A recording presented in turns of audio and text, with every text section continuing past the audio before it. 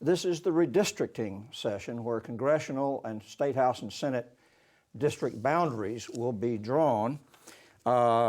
We passed a couple of constitutional amendments, 5 and 6, to take gerrymandering kind of out of the process. Will that be successful? Will there be no gerrymandering in this?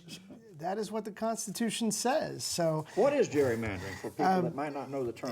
For years, the districts have been drawn by the people who will sit in those districts. And so they, of course, have drawn those districts to their own advantage. And so this year the Constitution says you're not really supposed to do that. You can't take into account whether, you can't take incumbents into account, you can't take political parties into account when you draw these districts. You have to look at the things that supposedly are good for the people as a whole, whether or not you're putting communities of interest together. You know, you want farmers to have a chance to elect somebody who will have farm interests. You want suburbanites to give them the chance to elect somebody who will have their interests at heart. And you want districts that are relatively compact. So someone in Pensacola doesn't have to drive to Live Oak to see their legislator. Those are the things they're supposed to deal with this time, and only those things.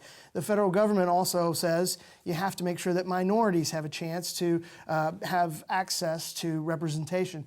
What that means isn't exactly clear, but they've got to navigate all of these things supposedly without taking their own interests to heart this year. I am like many others. I'm highly skeptical that they can really do that, but that's what they're supposed to try to do.